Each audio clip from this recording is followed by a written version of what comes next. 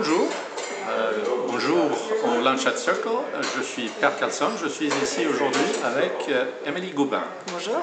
Fondatrice, cofondatrice de Usina Design. D'abord, quelques mots sur Usina Design, qu'est-ce que c'est? Alors, l'Usina Design, c'est une société qui a été créée il y a 2 ans. C'est un site marchand de mobilier de décoration et on vend des produits de designers, de marques, de nos fabricants qui sont personnalisables et qui sont à des prix vraiment abordables. Ouais. C'est le design démocratique. Ça fait déjà 2 ans. 2 ans déjà.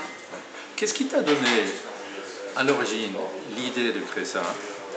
Alors on était 4 à créer, c'est un mixte entre 2 expériences. Mon associé le plus âgé a 60 ans, il a 40 ans de métier dans le meuble, donc c'est vraiment son expertise, sa vie de 40 années, côté fabricant, côté designer, côté client. Et puis nous les petits jeunes, donc 3 de 25 ans à l'époque, c'est notre intuition, notre connaissance du marché, les choix, Ikea, etc.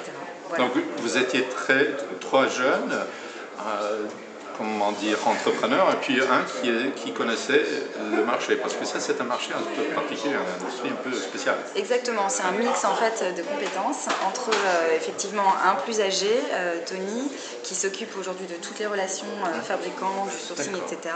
40 ans de métier, et puis nous, plus passionnés d'internet ou de logistique, puisque c'est un métier qui mixe la logistique, le meuble et internet, donc c'est quand même très complexe. Alors, si on revient il y a 2 ans, ou peut-être même il y a 3 ans, quand vous avez commencé à réfléchir, à avoir l'idée, qu'est-ce qui était ta motivation? Alors, de se lancer. Ouais. Faire ce projet. Ouais, ça a été une évidence en fait. Ça a été une évidence, une rencontre déjà, la rencontre justement avec un marché, avec mes associés, etc. Et puis surtout, il y avait un tel manque dans le marché en fait. C'était évident. Parce que tu n'étais pas du tout dans le design ou l'immobilier ou... J'étais étudiante à HEC. Donc c'est ton premier job. C'est mon premier job, oui. Je gère aujourd'hui 30 personnes. C'est effectivement mon premier job, mais j'étais déjà tombée dans l'internet, si on peut dire. C'était un peu le virus du web, du e-commerce, etc. Et donc voilà, ça a été une évidence. Alors, pour donner du poids et une réalité à ton projet, tu as dû lever pas mal de capital. Tout à fait. Comment est-ce que tu as fait ça? Alors, on a en effet levé 2 fois des fonds. La première fois 1,6 million, la deuxième fois 4 millions. Donc à 2 étapes évidemment. Au début, c'était les fonds d'investissement qui payent pour voir. Ils parient sur une équipe, une expérience, en tout cas celle de mon associé, et puis nous, notre envie, notre jeunesse, etc.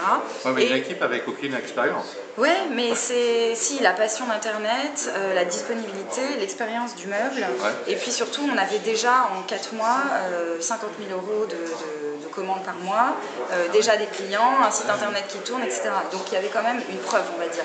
Mais donc la première levée de fonds, c'est la preuve. Ils payent pour voir si on déroule. La deuxième levée de fonds, effectivement, là, ça a été plus compliqué en termes, en tout cas, il a fallu être plus crédible.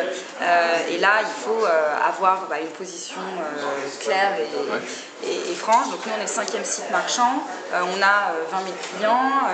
On a 1000 produits sur le site, 50 fabricants, etc. Donc ça, c'était crédible.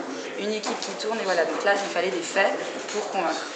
Vous publiez des chiffres publics, on ne peut pas poser la question si vous êtes profitable aujourd'hui ou... On n'est pas profitable aujourd'hui, on est dans une technique, dans une logique de prise de marché, de croissance, etc.